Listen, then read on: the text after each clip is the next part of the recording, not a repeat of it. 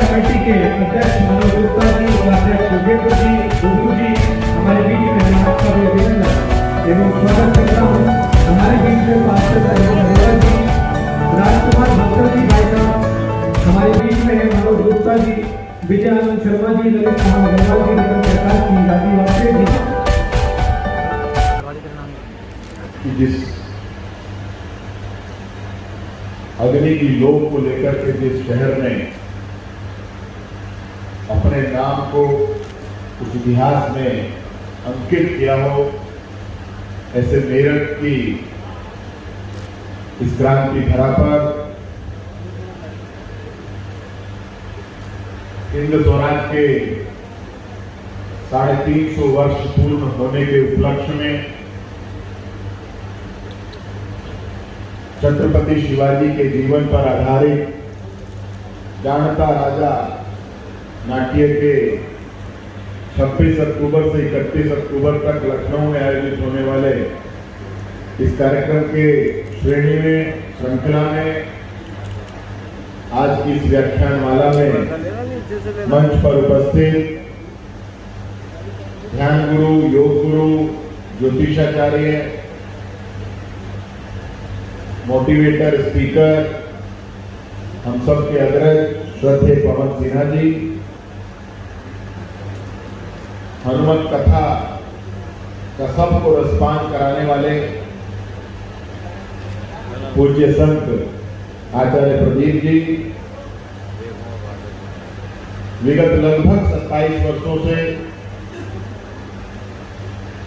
राष्ट्रीय स्वयंसेवक के विचारों से ओतप्रोत होकर सेवा के क्षेत्र में अपनी समस्त करुणाई, अपना समस्त जीवन कुष्ठ रोगियों के प्रति समर्पित करने वाले, हम सब के लिए सदैव प्रातः स्मरणीय वंदनीय प्रेम सेवा मिशन के संरक्षक, हमारे भी संरक्षक श्रद्धेय अजय गुप्ता जी, दिव्य प्रेम सेवा मिशन के संयोजक भाई संजय चतुर्वेदी जी, मेरठ महानगर के पूर्व अध्यक्ष मेरे बड़े भाई मुकेश सिंगल जी, मेरे 2022 की विधानसभा चुनाव में मेरे विधानसभा के प्रभारी रहे यहाँ के पूर्व महानगर अध्यक्ष करुणेश नंदन गर्ग जी, हमारे विचार परिवार के अधिकारी श्रद्धेय विनोद जी भाई साहब, आदरणीय अरुण वशिष्ठ जी, राघवेंद्र जी, सीपी चौहान जी, भाई विजयराज जी, इस मेरठ के जिले के दिव्य प्रेम सेवा मिशन के संयोजक दीपक शर्मा जी, बहन मलिका जी, राजेश दीवान जी,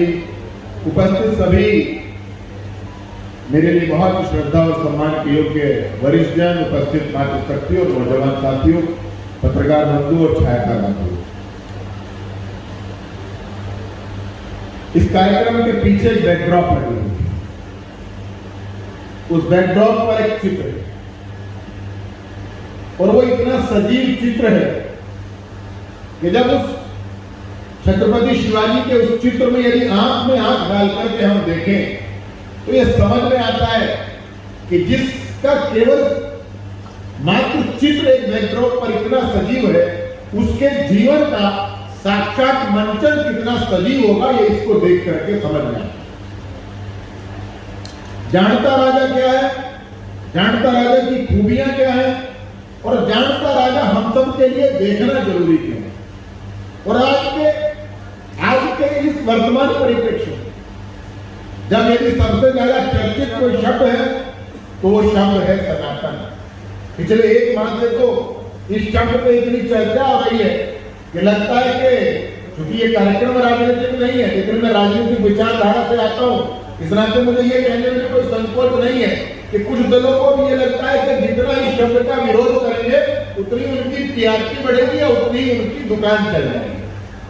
लेकिन जो लोग इसके ऊपर चर्चा कर रहे हैं उनको ये मालूम नहीं है कि ये सनातन क्या है, सनातन संस्कृति क्या है, इस सनातन में भारत के करोड़ों लोगों की क्या आस्था है।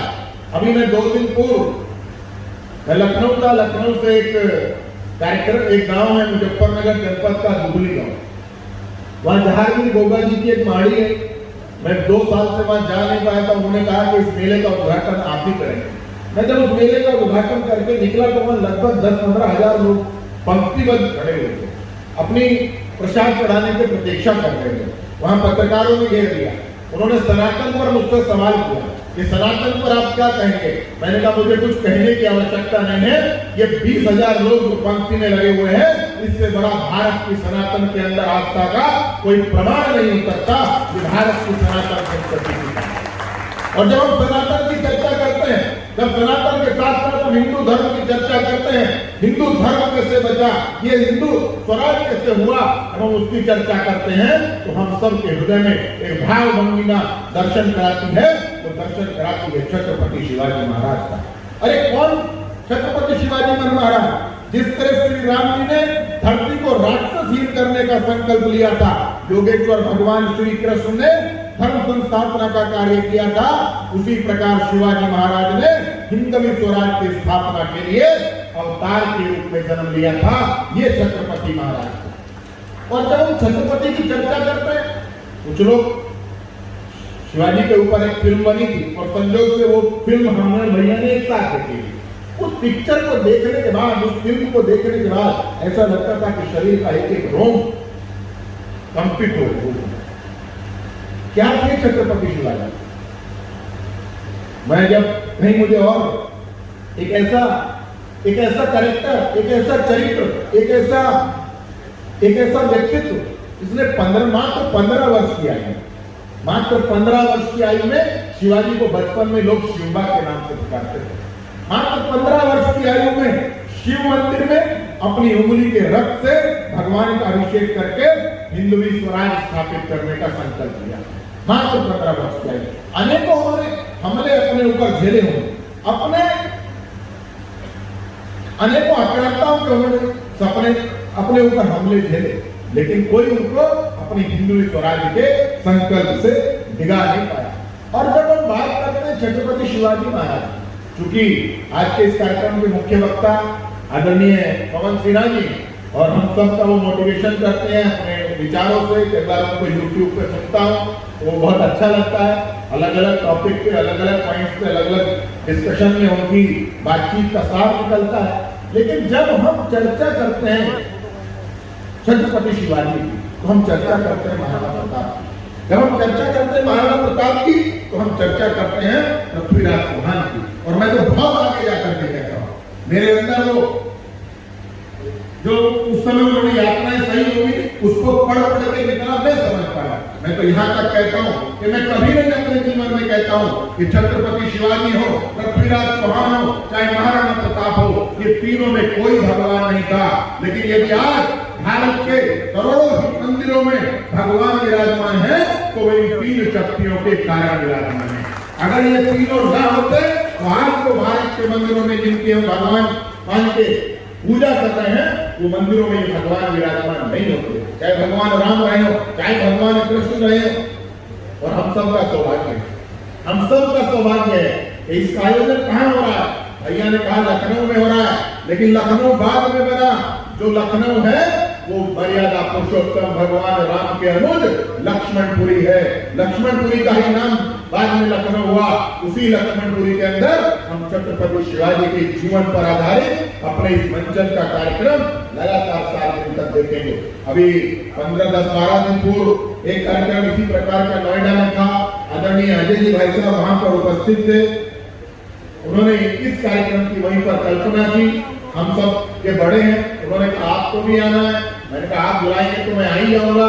अचानक से कार्यक्रम बना और इतना अच्छा कार्यक्रम। और मैं ये नहीं कह रहा हूँ कि ये मैं आप सबसे आग्रह इसलिए कर रहा हूँ कि अब तो आप सब आप फिर कहेंगे कि नेता है कि नेतागिरी की बात करेंगे ना, मानेगा नहीं। आज तो ना लखनऊ दूर है, ना दिल्ली दूर है, ना मुंबई दूर है, ना चंडीगढ़ दूर है। भारत सरकार के रेल राजमार्ग मंत्री नितिन गडकरी जी ने इतने अच्छे एक्सप्रेसवे, उत्तर प्रदेश के यशस्वी मुख्यमंत्री योगी आदित्यनाथ जी ने इतने अच्छे एक्सप्रेसवे बना करके हम सबको प्रदान कर दिए।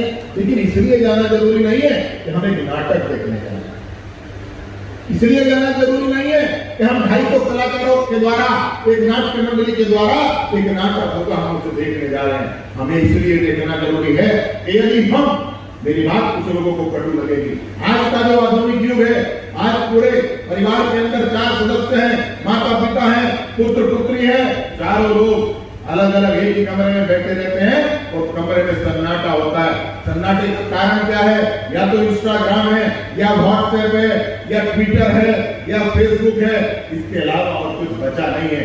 आने वाली पीढ़ी, आज मैं आया, मैंने सामने उतर के भैया के चरण वंदन किए, मैंने आचार्य प्रदीप जी के चरण वंदन किए। अगर अगली पीढ़ी से चाहते हो कि वो आने वाली अपनी बड़ों की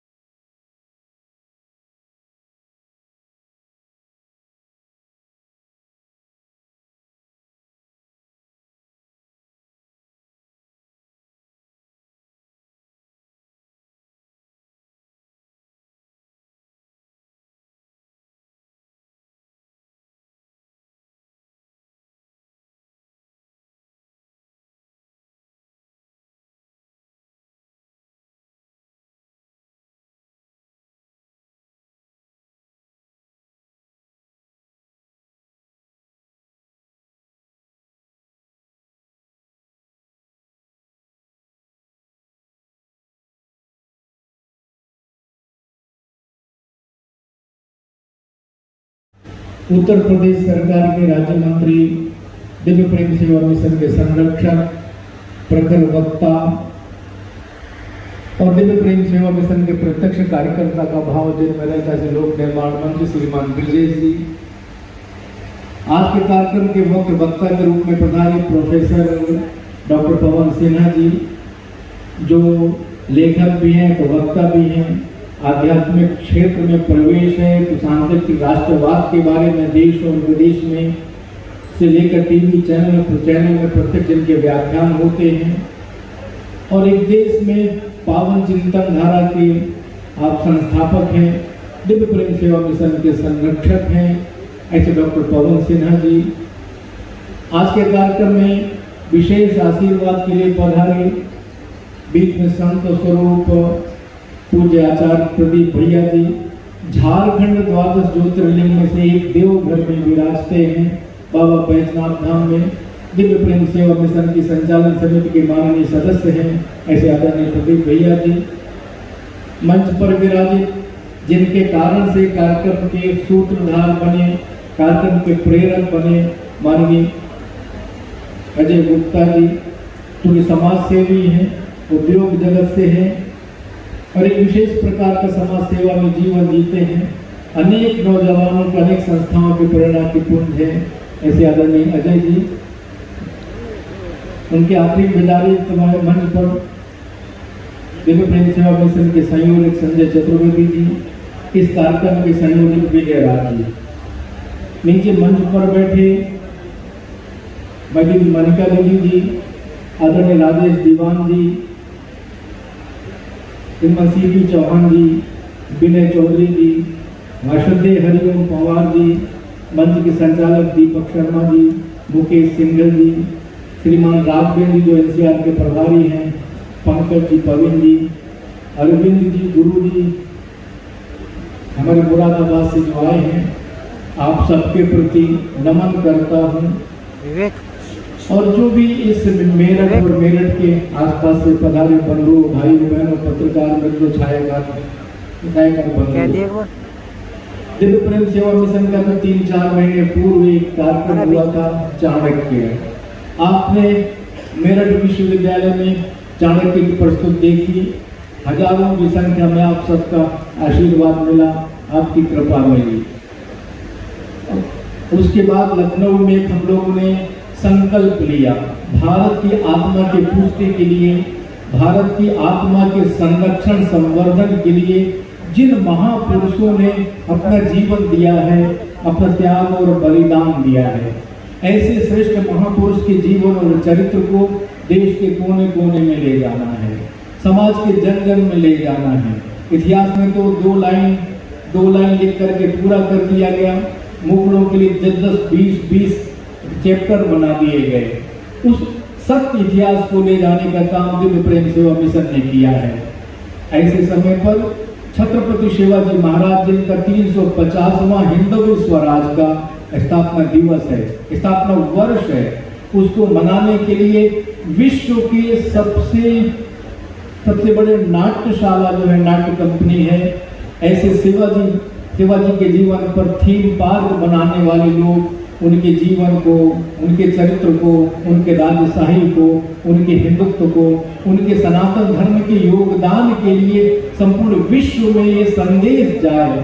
जिस नाट्य कंपनी ने 1200 से ज्यादा शो विश्व में की, 70-80 लाख लोग जिसको देख चुके हैं, ऐसा लखनऊ में डिजाइन किया है। 250 से लेकर 300 कलाकार जिसमें होते हैं, हाथी है, घोड़ा है, ऊंट है, पालकी है, सेना है, बैलगाड़ी है। लगभग 4 से 5 करोड़ का खर्च इस कार्यक्रम में आता है। जीवंत नाट्य को लोग देखें, खुद जुड़े, अपनी पीढ़ी को भी जोड़े। चंपत राय जी का प्रबोधन हुआ, लखनऊ में स्वयं भैया जोशी जी पूर्व सरकार, योगी आदित्यनाथ जी मुख्यमंत्री जी का प्रबोधन हुआ। ऐसे समग्र उत्तर प्रदेश के लगभग 40 जिलों में किसी न किसी रूप में प्रबोधन हो गए, व्याख्यान हो गए, चौपाल संवाद कार्यक्रम हो गए। आदरणीय अजय गुप्ता जी ने प्रेरणा दी कि देखो हम मेरठ को क्यों छोड़ते हो, मेरठ क्रांति भूमि, मेरठ क्रांतिकारियों की भूमि है, राष्ट्रवादियों की भूमि है, राष्ट्रभक्तों की भूमि, इसलिए मेरठ में कार्यक्रम रखा जाए। उनकी प्रेरणा से उस दिन तिथि तय हुई, विजय राजे ने स्वीकृति प्रदान की और डॉक्टर पवन सिन्हा जी को फोन किया, उनकी स्वीकृति हुई तुरंत आगे आदरणीय ब्रजेश जी की भी। तो शेष क्योंकि मुझे बहुत बात नहीं करना, अभी प्रखर वक्ता आपके बीच हैं, संत बीच है, चिंतक बीच में, इसलिए मैं अपनी बात यही पूरा करता हूं कि हम सबको 1.25 लाख संख्या में दिव्य प्रेम सेवा मिशन के सदस्य बनना है, अपना कुछ न कुछ योगदान करना है। उसके आधार पर 29 अक्टूबर तिथि तय हुई है मेरठ और पश्चिम उत्तर प्रदेश के लिए। उस दिन हम सबको दिव्य प्रेम सेवा मिशन का योगदान करके सदस्य बनना है, अपना पास प्राप्त करना है, प्रवेशिका प्राप्त करनी है। प्रवेशिका के विजय राज जी यहाँ पर हैं, दीपक शर्मा जी यहाँ पर हैं, अनुज शर्मा जी यहाँ पर हैं, इन लोगों से प्राप्त करके अजय गुप्ता जी यहाँ पर हैं, प्राप्त करके लखनऊ में हम लोगों को बड़ी संख्या में छत्रपति शिवाजी के व्यक्तित्व को जानना है, मानना है, पहचानना है और समझ करके आज जो हमारा हिंदुत्व चरम पर है, तूफान पर है सनातन धर्म, उसको और कैसे संबल मिल सके, इसलिए हम सबको काम करना है। इसलिए आज हम लोग मेरठ में इकट्ठा हुए। आगे के संदेश हमारे वक्ताओं द्वारा आपको उपलब्ध होंगे। आपने धैर्य पूर्वक हमारी बात सुनी, एक छोटे से संदेश पर, छोटी सूचना पर इतनी बड़ी मात्रा में आए, आप सबके प्रति आभार व्यक्त करता हुआ अपनी बात पूरी करता हूँ। धन्यवाद। भारत माता की। बचपन में जब मैं विद्यालय में पढ़ता था और परीक्षा का समय होता था, और जब मैं परीक्षा की उत्तर पुस्तिका लिख रहा होता था, उस समय कोई शिक्षक पीछे आकर के खड़े हो जाते थे, तो सच मानिए जो कुछ मैं याद करके जाता था सब भूल जाता था। उस समय तो शिक्षक पीछे खड़े होते थे, आज जब श्रोता के रूप में इस देश के जनगण के मन में क्रांति का ज्वार भरने वाले मेरे बहुत श्रद्धेय आत्मीय, जिनको मैंने केवल प्रत्यक्ष सुना था या टीवी पर देखा सुना था, वो जब सामने बैठे हो तो सच मानिए मैं जो कुछ आज रट्टा मार करके आया था हरिओम पवार जी, वो तो मैं आज भूल गया। लेकिन थोड़ी सी कुछ बातें मंच पर आसीन श्रद्धेयजन और मेरठ के दिव्य प्रेम सेवा मिशन की एक छोटी सी सूचना पर यहां इस सभागार में आए हुए बंधुओं, मेरे अति आत्मीय ब्रजेश जी ने जो पूरा विषय रखा उसको न दोहराते हुए केवल एक दो बातें बोल करके, क्योंकि मैं और आप सब लोग पूज्य पवन जी को सुनने के लिए यहां पर उपस्थित हैं। शिवाजी का जब भी विद्यालय में चित्र बनाने दिया जाता होगा तो हमको लगता होगा कि नुकीली सी मोछ और वो एक टोपी तिकोनी सी, घोड़े पर सवार लिए हुए कटार, ये शिवाजी का एक चित्र बनता है। लेकिन जैसे भारतीय नोट के ऊपर आरबीआई ये लिखती है कि मैं भारत को इतने रुपए अदा करने का वचन देती हूं, जैसे तब तब प्रभु धरी विविध शरीरा बाबा तुलसी कहते हैं, या जब गीता ये डंडन निनाद करती है कि यदा यदा हि धर्मस्य ग्लानिर्भवति भारत मैं आऊंगा। शिवाजी किस समय अवतरित हुए? जिस समय एक हिंदू के परिवार में किसी के मर जाने पर अगर उसको औरंगजेब के शासन में जाकर कहीं दाह संस्कार करना है तो या तो उसको 31 सिक्के या 61 सिक्के या 131 सिक्के वो जजिया कर के रूप में देने पड़ते थे, वरना आपके पास यह राशि नहीं है, आप मुसलमान बनो, गाड़ दो, मौज करो। ऐसे समय में कोई मां जीजाबाई दूध पिलाते समय उनको वीरों की गाथा सुनाते हुए, और इस देश में हिंदू पद पादशाही का कई शताब्दियों के बाद भगवा ध्वज लहराने का काम छत्रपति शिवाजी महाराज ने किया। मैं और आप ये सब हम लोग जानते हैं। उनका चित्र कैसा था, उनका चरित्र कैसा था, उन्होंने इतने किले जीत लिए, उन्होंने सबसे पहले नेवी के बारे में सोचा, वो बड़े वीर थे, साहसी थे। आजकल गुरु से ज्यादा ज्ञान गूगल दे रहा है, शिवाजी के बारे में हम लोग सर्च मारेंगे, सारी चीजें उपलब्ध हो जाएंगी। बंधुओं और बहनों, जीवन में क्या से ज्यादा क्यों महत्वपूर्ण है? हम कोई भी काम जो कर रहे हैं, क्या कर रहे हैं, एक कार्यक्रम है, वक्ता बोल रहे हैं, श्रोता सुन रहे हैं, क्या हो रहा है? जानता राजा कार्यक्रम हो रहा है, क्या हो रहा है, लेकिन क्यों हो रहा है? क्या एक साधु में क्यों साधु बने? वो कथावाचक है, क्यों कथावाचक बने? क्या से ज्यादा क्यों महत्वपूर्ण है? और वो क्यों है? दिव्य प्रेम सेवा मिशन, उसकी सहायता के लिए जानता राजा कार्यक्रम है। दिव्य प्रेम सेवा मिशन क्या है? आप एक चित्र समझिए। इलाहाबाद विश्वविद्यालय से उच्च शिक्षा प्राप्त करने के बाद कोई नौजवान हिमालय की गुफाओं में क्रिया योग की साधना करने के लिए जाता है,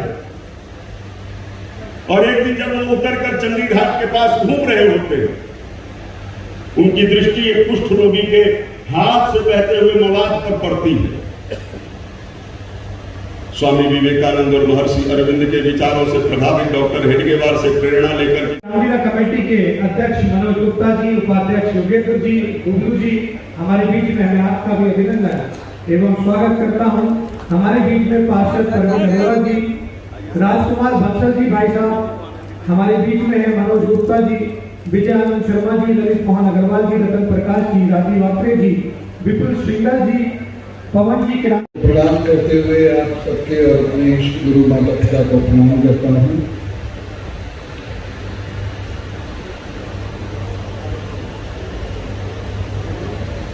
देश भर में संस्कृति की न केवल बात करने वाले बल्कि कार्य करने वाले मेरे अग्रज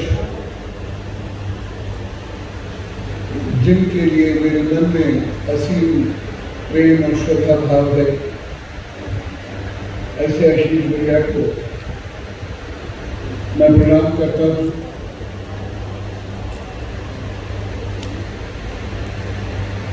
सौभाग्य की बात है कि हमारे मध्य हमारे अपने भाई कुंवर विजय सिंह जी मंत्री रूप में आज उपस्थित हैं। देखकर दिल बहुत प्रफुल्लित हुआ, तो और शक्ति में आप और आगे गए, देश का और कल्याण है।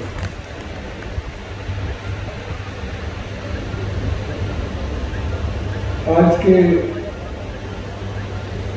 अध्यक्ष और इस कार्यक्रम के प्रेरणा स्रोत श्री अजय गुप्ता जी, विजयराज सिंह जी,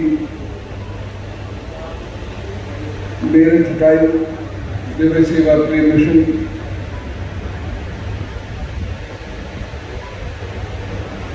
जिनकी आवाज और चेहरे में जबरदस्त जोश है, तेज है, ऐसे दीपक जी, उच्च कोटि के संचालक और प्रबंधक, मेरे छोटे भाई तुल्य संजय चतुर्वेदी जी, वर्षों से जिनसे विचार प्रवाह के बारे में बहुत कुछ सुनने सीखने का मौका मिलता रहता है, ऐसे बहुत आदरणीय, बहुत स्नेह के साथ मैं अभिनंदन करता हूँ श्री वेद जी का, श्री रवि जी का, लीड भैया यहाँ उपस्थित हैं, बहुत अभिनंदन।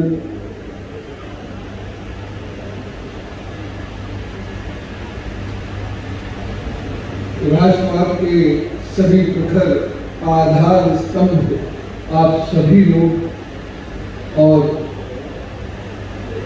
आदरणीय पत्रकार बंधुओं, एक नाम मैंने जानबूझ कर छोड़ा, उनको मैं विशेष रूप से अब प्रणाम करूंगा, क्योंकि हमारे और उनके मध्य एक चीज कॉमन है, कविता। ऐसे श्री हरिओम पवार जी को जो जितने प्रतिष्ठित हैं, जितने चेतना लब्ध हैं, उतने ही सरल और विनम्र भी हैं। बहुत कुछ सीखने को उनसे मिलता है। सामान्यतः हम ये कहते हैं कि कवि शब्द के जादूगर होते हैं, लेकिन आदरणीय पवार साहब के बारे में मैं कहूँगा कि वो भाव के जादूगर हैं। और जब भाव मन में उमड़ता है तो शब्द अपने आप एक सांचा तैयार कर देते हैं, लेकिन भाव नहीं है और शब्द है तो उसमें बेहद नाटकीयता रहती है। इसलिए देश विदेश में आपका बहुत बड़ा स्थान हो जाता है। स्वयं प्रधानमंत्री नाम लेकर जिनका अभिनंदन करते हो, सोचिए उनका कद क्या होगा।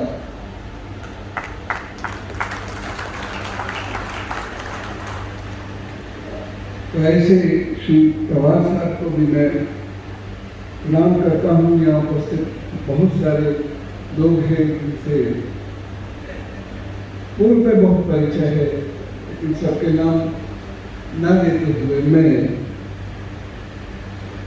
आज की बातचीत प्रारंभ करता हूँ।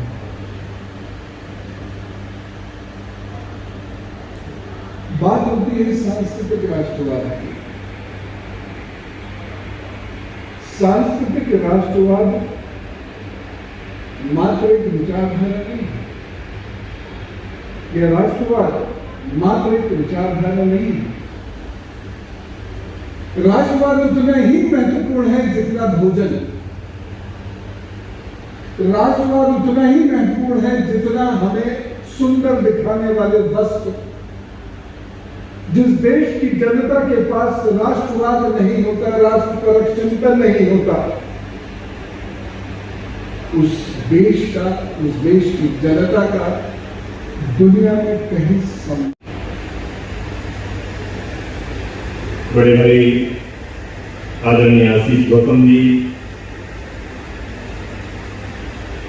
सम्मुख बैठे हैं, आदरणीय हरिओम पंवार जी, आदरणीय अजय गुप्ता जी, आदरणीय संजय चतुर्वेदी जी, मेरे सम्मुख बैठे पार्टी के भाजपा के निवर्तमान अध्यक्ष मुकेश सिंघल जी, कमलेश नंदन गर्ग जी, बड़े भाई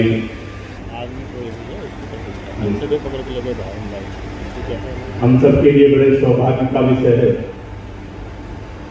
कि आदरणीय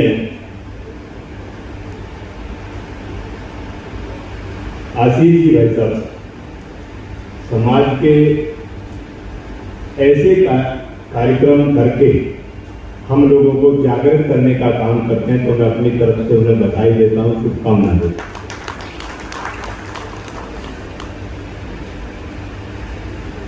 मित्रों, ज्ञान का राजा, मैंने ये महाराष्ट्र में 2005 में भाजपा की राष्ट्रीय कार्य समिति, उस समिति में इस आयोजन को देखा, इतना भव्य आयोजन और ऐसा आप सब आनंदित होंगे। मुझे आज भी वो पल याद है, उस समय मैं जिले के महामंत्री के रूप में काम करता था। आप सबसे इतना अनुरोध करता हूं कि 26 से 31 अक्टूबर के बीच में जनेश्वर मिस पार्क पर गोमती नगर में यह होने वाला है। आप सब भी यदि उसमें सम्मिलित होंगे तो ये अच्छा रहेगा। और मैं आशीष जी भाई साहब को, सभी सम्मानित मंच को का आभार व्यक्त करता हूं। ऐसे नेक काम के लिए हम सब लोग एकत्रित हुए हैं और पुनः क्षमा मांगते हुए अपनी वाणी को विराम देता हूं। बहुत बहुत धन्यवाद। जय हिंद।